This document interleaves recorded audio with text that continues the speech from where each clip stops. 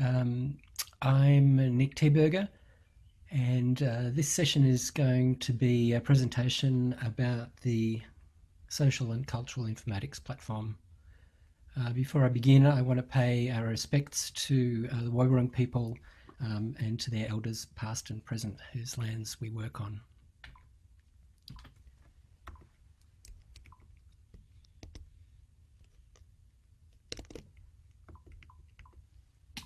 Now I can't get my... So some housekeeping to begin with. Please let me know if you can't hear me.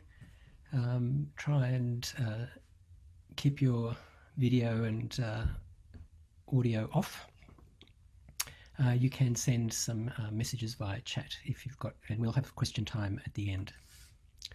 We'll have four presenters today, me, then Greg Darcy, who's the platform administrator, Amanda Belton, the data scientist, and Trent Ryan, data scientist with the SCIP team. SCIP is a unit with staff in the arts faculty and MGSE, the School of Education, and we specialise in supporting digital methods for researchers in HAS, Humanities, Arts and Social Sciences. This has been going since 2015, and we've supported a number of different research activities. We do a lot of researcher consultations and workshops, and then we partner on particular research projects. When faculty have research grants, we can work together with them. We're funded by the Melbourne Collaborative Infrastructure Program, which is a university-wide program, and we have contributions from two faculties, that's Arts and MGSE.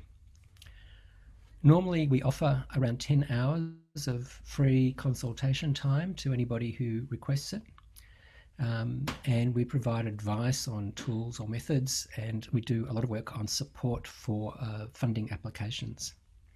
We also run regular training workshops, and you can keep an eye on our website to find out when new workshops are coming up. But if you want to have more extensive collaboration from SCIP specialists, then we encourage you to build some funding into your funding applications. So from the university's point of view, I suppose that we think that 21st century humanities scholars should really know the basics of data management, data format, data characteristics. And so that includes information around how to convert data into different formats, how to convert text from a format received from the web, for example, to a format you need for analysis or presentation. So many times where you've been able to scrape some data from somewhere, but then you have to change it into a different format to be able to put it into a map or to be able to do some statistical analysis on it. And those are the kinds of things that we can help with. We also want to encourage people to think of their own research materials as being a research data set, and they need to think about how they can cite their own data and think about where it should be archived so that other people can get access to it. And we want to help also with creating visualizations. So as data gets more and more complex and large data sets, it's not possible to deal with it as little lumps of material that we can just look at and read. We have to do visualizations over large data sets like that. And again, there are lots of tools and methods that we can help with to support that kind of work. One of the important things to think about is the difference between the presentation of primary records and long-term access to them. So you can create a good data set in the course of your research that's richly described in good formats, probably quite high resolution, but that's not what you want to put on the web. So presentation needs downsampled and perhaps not as rich information, but you should maintain that primary data somewhere so that you can do other things with it later. You might want to produce nice looking websites or even print materials, so you need high resolution versions of records that you create. One of the problems that many researchers have is they use proprietary formats, that is formats owned by a company like Microsoft, and then it's can be difficult to get your data in and out of that software, especially if you've kept it for 10 years and then you try and go back and recover it. So thinking about data formats, open formats, and the longevity of your data is a key to good data management into the future. Data management is something that we're not alone in thinking about. There's an excellent source here. It's freely downloadable at that link, and we can send you that link later if you want. But thinking about managing and sharing data is something that is increasingly important as people realize that they've got lots of material sitting on their computer and they don't know what to do with it. Because in the end, if you manage your data properly, it's a resource that you can keep building on through your research career, rather than being something you use once and then can't use again. The materials that we work with typically require skills in tools for things like transcribing media, transcribing manuscript material, doing character recognition, conversion to text, and then data analysis and data management that my colleagues will talk to you about. So we already provide for publications to be accessed at Melbourne Uni in Minerva, which is for journal articles and such. But we also need to prepare data for future reuse and have a data repository. So this data should be able to be reused by ourselves, and sometimes a year or two after we've created data, we've already lost track of where it is and how we can access it. But more importantly, that we make it so that other researchers can reuse our primary records, and that could be our PhDs or postdocs. This is good scientific method. People can build on research, and they can also use this data to verify claims that you make about your data in your research. And then there's the general public who have an interest also in access to the kinds of material that HAS scholars produce. These are interesting cultural, historical materials. So digitizing materials, describing them and archiving them should be part of normal workflow for researchers nowadays. And that means thinking about the standards that you need, high resolution, TIFF, WAV, and so on for data, and thinking about data management. And preparing data for what's called distant reading, that is reading over large sets of, say, textual material, doing interesting visualizations, and requiring data in tractable formats. So all of this, as I've said, allows our research data to be the basis for our own research, but also that of other scholars. And transcription is one of the things that we need to do. So here's transcription in the old-fashioned way, but you may now use software like From the Page or Transcribus or Digivol for textual transcription and for media transcription. Here's an example of a tool that we use that lets you create time-aligned transcripts, which means that for every chunk of text, you can listen to the audio associated with it, and you can also generate subtitles and so on. Text is a central part of HAS work, and getting text from various sources is important. So again, we can help with scraping websites, Twitter, Facebook, and so on. We can also help with regular expressions, which is a system for helping convert text to required formats. We'll be running a training session on that on the 25th of June. And there are various corpus tools for looking at text and doing analysis. So for example, this is Google Ngrams. You can look at the term kangaroo, for example, over time, and you can look at how many books mention the word kangaroo over time. Unsurprisingly, as Australia is settled, the word kangaroo becomes more commonly used. There's another tool called Voyant. Tools, very good for doing exploration of text and visualization. You can see you've got a word cloud. You can do all kinds of interesting things. And Voyant Tools is one of the systems that we can help you get your data into. A standalone corpus textual exploration system is AntConc, again free and available online. A very good way of looking at small collections, not so small collections of text on your own computer. There are lots of directories for this kind of material online, and SCIP can point you to these. These tell you keep you up to date with more recent tools and ways of dealing with textual analysis. So SCIP is your resource. We would like to promote the uptake of digital research methods at the university, and would like your help in promoting these methods, but also that you consider attending some of these workshops and seminars and so on. So now I'd like to pass over to my colleague, Greg Darcy, to take over this session.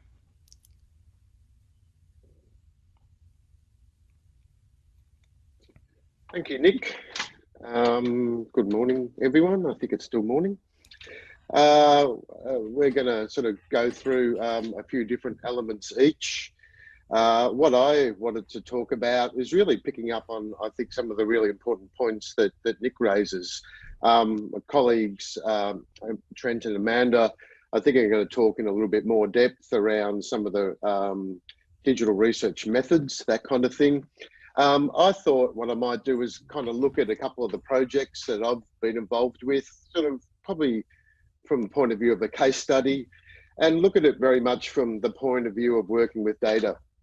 Because regardless of whether you're using digital methods or whether you're using more traditional methods, pretty much nowadays everyone is working with their data in some sort of digital format. So a lot of the researchers that we support, as well as wanting to explore different digital tools, they're also looking for help in terms of how do they manage their data, how do they structure it. So I've kind of identified there that, you know, researchers may be using primary data or secondary data that they might be collecting from other sources, and sources, as Nick mentioned, you know, text from the web, archival resources, that kind of thing.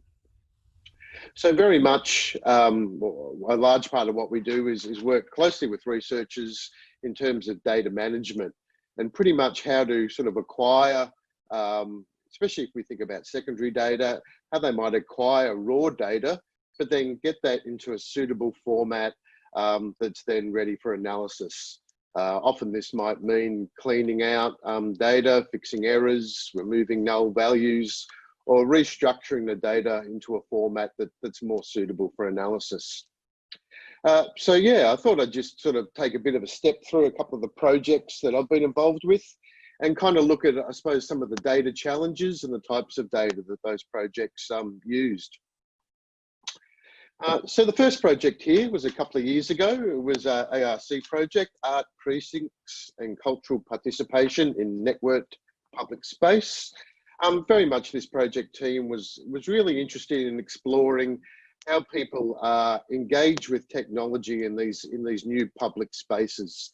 Cultural participation had been studied quite a bit in places like museums, actually even in terms of tracking people's movements in places like shopping centres and that kind of thing.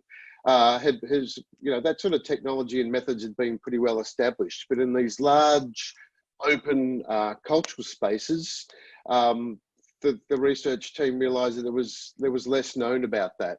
So with the advent of, you know, you can see from the screen there that we're looking at White Night in the top image. Below that's Federation Square. Very much, you know, with access to Wi-Fi, large screens. Obviously, everybody has their own mobile phones and that. So how does this technology mediate that cultural experience? So that was, I suppose, their research question. So where we were able to help was to kind of step in early to say, well, what's some of the existing data that might be available to work with? So spatial data was something we identified pretty early. There were 3 sites for this project, Federation Square, Harmony Square in Dandenong, and I think the Yeaman Square in Perth. So what we did was basically use Google Earth to create a bit of a fly through from these sites. But if you have a close look at this image, you'll actually see a few dots on this aerial view of the Melbourne CBD. And what they're doing is highlighting a number of sensors that are in Melbourne that are run by the City of Melbourne. So these things are basically pedestrian trackers that over time, as a longitudinal data set, track the amount of movement of people in and around the city. Which has been quite interesting to contrast, you know, I suppose the last few months with maybe people's movement from a few years ago. So the project team was interested in people how sort of come in and go out of Federation Square. So this was one source of data that we looked at. All the data from the tracking system is shared. It's open data via the vic.gov data portal. So as you can see on the left there, that's one of the tracking devices that's located in different spots around the city. And on the right, if you go to that URL there, pedestrian melbourne.vic.gov.au, you'll find this interface where basically you can go backwards in time and basically visualize people's movement within that space. So how is this usable for research? Such things as heat maps, given that this is all open data that you can look at on the VicGov website, but you can also download and use yourself, can be used in analysis for doing heat maps such as this, just to get a sense that over periods of time, where are the, you know, the hot spots, where's the real density of people's movement in and around the city. As I touched on before, obviously within these public spaces, people are using social media to, I suppose, share experiences with their friends, contact friends, that kind of thing. So there was a few data sources we looked at that we could use to highlight people's use of social media during events, but more particularly situated in these particular sites. So what you can see here to the right is word cloud that we were basically, once we were able to extract some data from Twitter, basically do a little bit of analysis to see what were the common hashtags and that being used during certain events. Instagram, likewise, by being able to look at the Fed Square account, we were able to support the research group to look at how they can use different tools to be able to scrape from Instagram. And really this opened the door for them to think about what sort of visual analysis and those sorts of methods they might want to use, given that they have not just the textual corpus from Twitter, but a large collection of images to work with. Okay, so next project, moving right along, mapping historic business directories. So this again was another project we helped sort of support a little bit earlier on. And what this project group was interested in doing was looking, and I suppose these directories, Sands and McDougall directories, which been described to me as like the early phone books or census of Melbourne. And what they did is basically from 1860 to 1974, had people going around door to door, basically asking, you know, how many people are at this address, what is the primary occupation of the people that are here, and basically record that information. Now, given this was pre-census, these directories really been considered a gold mine of information for social scientists and historians, basically being able to see who lived in certain areas of Melbourne, what sort of business listings were located in different districts, and how they changed over time. So this research team was very interested in digitising these with a couple of goals in mind.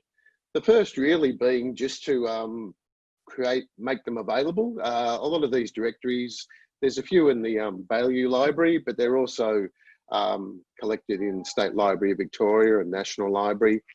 So by digitising the versions that we had in the Baillieu, we were able to put those up online, on a bit of infrastructure that the university supports called Omeka, which is basically like a website that's used very much to present materials, not so much for the long-term preservation.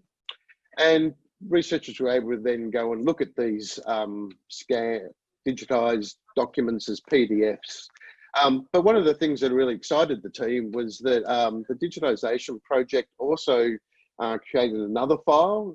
People might have heard of optical character recognition, which basically gives you a text version of what's been scanned.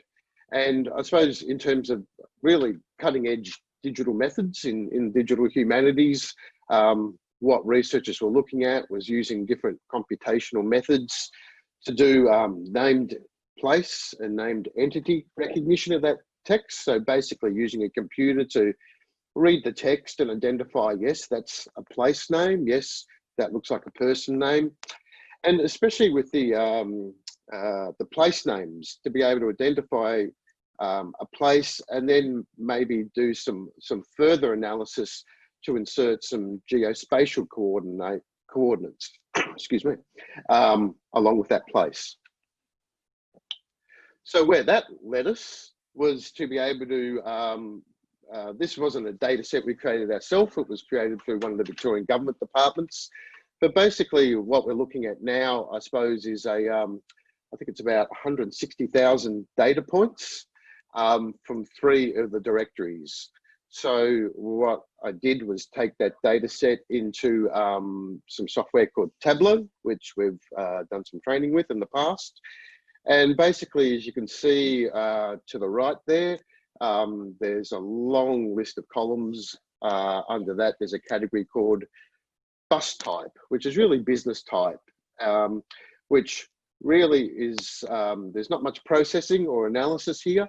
It's really just showing all the recorded businesses within that district and the type of businesses. So not sure how many thousand there were there. You can see that these this is rendered in terms of alphabetically. So we're going down through actuaries to advertising agents and so forth. So again, this was very much a stepping off point for the team to consider, you know, where they went in their research and their analysis.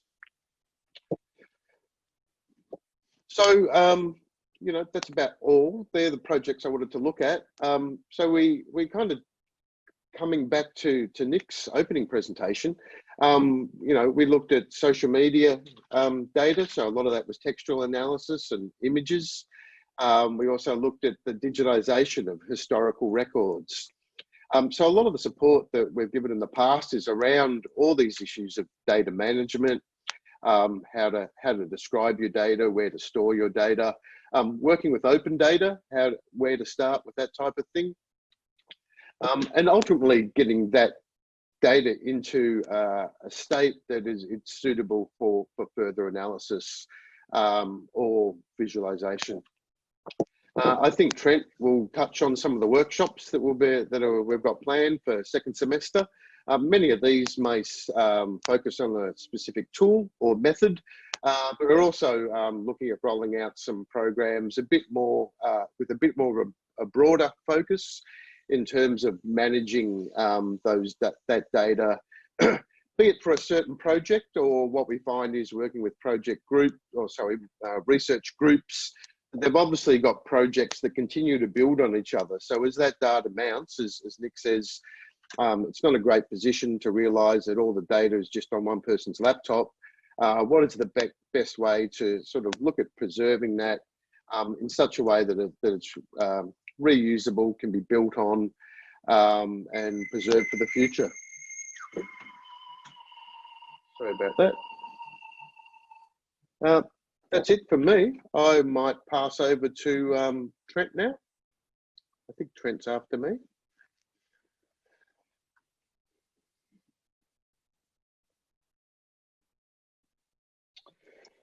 Okay, thank you, Greg.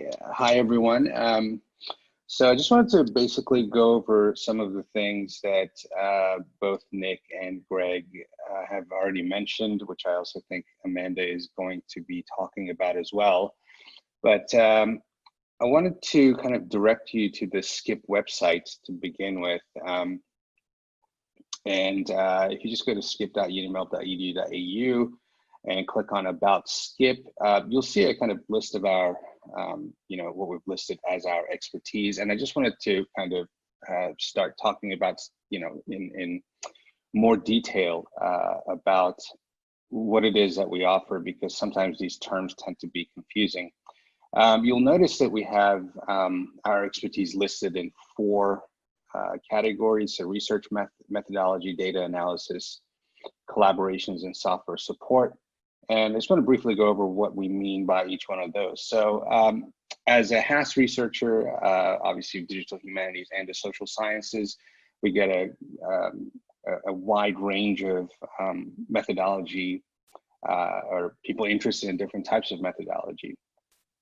And we really kind of, specialize in analyzing and sorting through quantitative, qualitative, and mixed methods. So that includes things like survey research. So if you're a quantitative researcher and you're interested in developing a survey, kind of testing your survey or analyzing your survey, we do have assistance that we can offer you.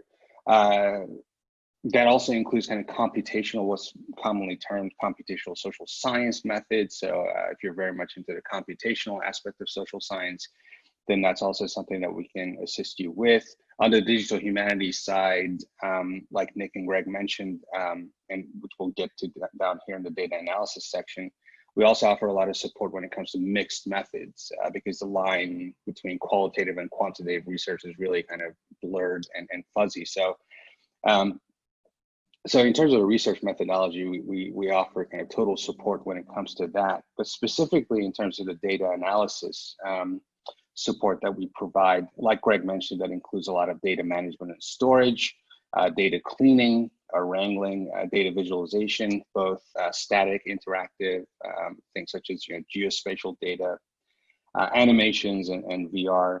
But we also do statistical modeling. So for those who are more on the computational or quantitative side, perhaps you gave out a survey and you have some responses that you want to analyze, and you do your descriptive analysis, and now you're kind of interested in doing a deeper statistical analysis, perhaps things like regression or more advanced methods. That's also something that we can provide assistance with.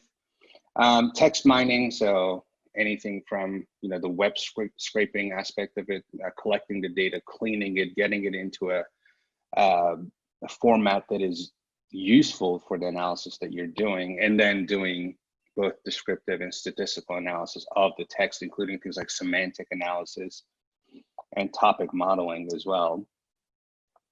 And also social network analysis is something that we do. And kind of on the more quantitative, more computational side of things, agent-based modeling as well, if that's something that you're interested in doing. But generally speaking, computational linguistics, natural language processing, both qualitative and quantitative data. In terms of the collaborations, we have provided a lot of support for grant planning. Typically, that will include something like looking at the way that you talk about your digital methods in your applications, and really kind of taking that and making it better in some ways, kind of improving it by using the key phrases and the keywords that are commonly used in these applications nowadays. And also by incorporating a type of methods that we think will make your application more competitive. Obviously, face-to-face consultations, training workshops, which I will get to in a little bit, and also collaboration with different platforms. So you may be working with other platforms, getting assistance from them. Well, we also kind of work with other platforms, specifically MDAP. We have a partnership with them where we kind of both oversee the research that HAS researchers are doing. And finally, in terms of software support, this is just a basic list of some of the software that we do support. This is not an exhaustive list. So if you ever need to use a new tool, you're not sure how to go about doing that, I definitely encourage you to contact us, and we will try to assist you with using that tool as well. So some examples of some of the things that we've done that kind of encompass all of those things. We kind of do invited speaker sessions. We've been invited to do a number of those. One was a lecture for a I think it was a community management course, and we kind of basically showed up and did a mini tutorial, mini lecture on how to use statistical software to actually mine Reddit comments and then analyze them and visualize them. And for every one of these, we kind of documented along with the actual code and send it back to the lecturer so they can actually share it with their students as well. You will see a little bit of a kind of backstory of what we did along with the actual code. And you will also be able to see the final product, the little map that we made. This was based on communication in Reddit and how people comment on Reddit, kind of communicate with one another. So that was kind of like our engagement directly with the course.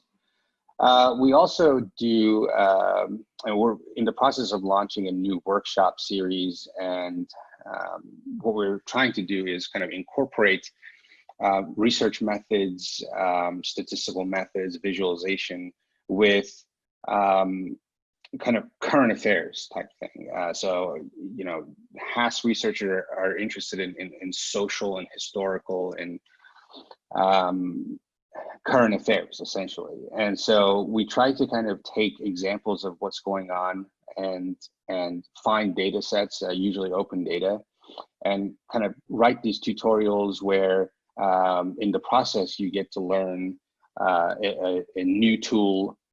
In this case, this specific example is a example of a tutorial which kind of teaches you how to use the Plotly package, which is a visualization package in R. So again, there's a little bit of a backstory here, and here's the code. So this is designed for someone who has no previous experience with R, to basically just go ahead and copy the code, dump it into R on their computer, and basically learn how to make visualizations from scratch. So yeah. Are you wanting to share your screen with us? We're not seeing any shared screen. Oh, my apologies. Let me go ahead and do that.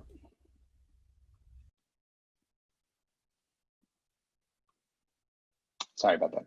So in this case, so this is the previous one that I was talking about, the little mini lecture, mini workshop that we did.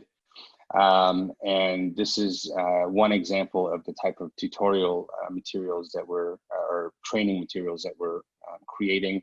You'll see that the code is provided. There's a little bit of a kind of narrative aspect to it, an introduction, kind of telling you exactly what type of, where the data, we'll share the data set with you, where the data set comes from, what libraries to use. This specific example uses R, but we're pretty agnostic when it comes to the tools. The focus is on actually teaching you the skills that are necessary for creating these visualizations. So again, this is just designed for you to basically copy the code and paste it in and see for yourself how these visualizations work.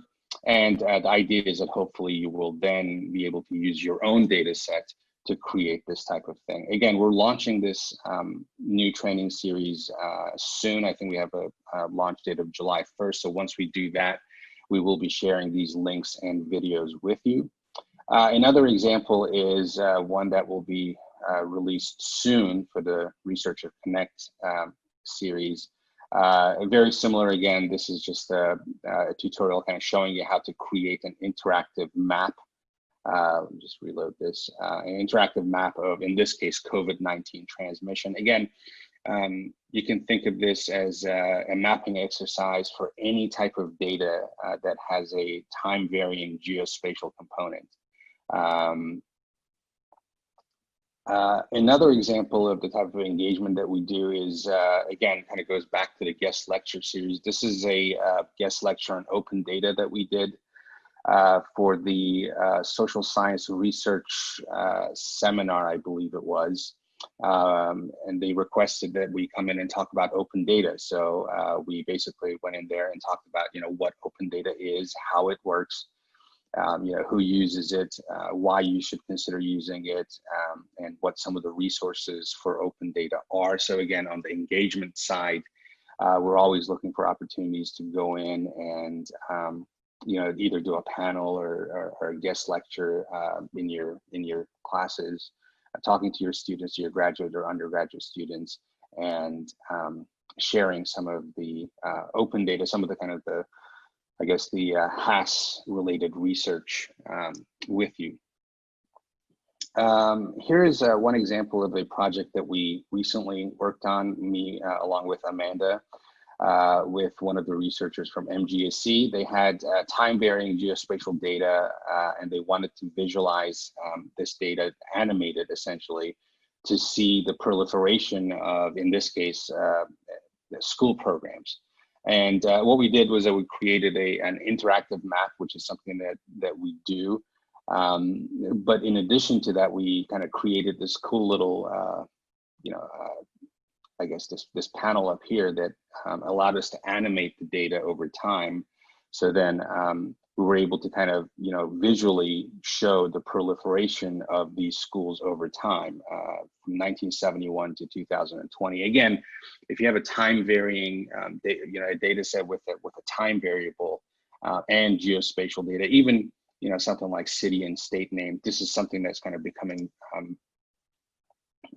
bigger in HAS research, this idea of kind of visualizing this sort of thing, creating interactive maps that you can kind of, stop, play, or, click on little circle markers to kind of get more data. You can imagine that something like this would look really good during maybe a conference presentation or something like that. And finally, we do have other types of capabilities. Speaking of animations, this is not something related to SCIP directly, but we're able to do kind of social network animation and maps as well. This is just again, a social network animation of relationships between countries. In this case, this is cultural production, so musical relationships between countries from 1968 to 2015. So again, kind of animating visualizations, that's kind of a big part of what we do as well. But going back to the list that I was talking about, that's on our website. Again, this is not an exhaustive list. My suggestion to any HAS researcher who's considering picking up a new skill or currently working on a data set where they're not really sure how to put the data set in the right format is to always get in touch with us, even if you're trying to do something that is not listed on our website. Always get in touch with us and talk to us about what it is you're trying to do. And if we don't have the expertise to assist you, we can always kind of direct you to the right people or to the right resources. And I think that's key. The way the consultations kind of work in SCIP is that when you come in, we kind of really go over the entire project. We don't just try to kind of help you with whatever it is that you're trying, the single kind of, we don't just try to answer individual questions. We really kind of try to get a good idea of the entire project. And we talk to you about the whole project. So it's not like, we just kind of answer your question and then you're on your own. So it's a very much like an interactive, going back and forth, trying to figure out what the best way to do things are. And a lot of the time we end up kind of giving you some ideas, maybe things that you weren't even interested in doing, but we still kind of give you those ideas. So hopefully you'll leave the consultation session with some really good ideas to explore further if you wish. That's really all I have. Thank you very much. And I guess we can move on to the Q&A. No, it's Amanda's turn now. Oh, I'm sorry about that. Okay.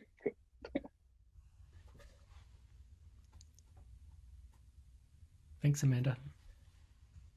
Hey everyone, thanks for coming. I thought Trent and Greg and Nick have covered the methodologies and quite a broad coverage of the services.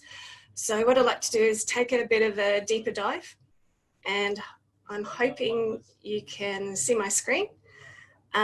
So this was a data visualization piece of work with the International Centre for Classroom Research and their International Classroom Lexicon project, which was documenting the terms of the professional practice of math teachers around the world. And it's a collaboration with Carmel Masidi, a research fellow at the ICCR and project manager of the Lexicon project.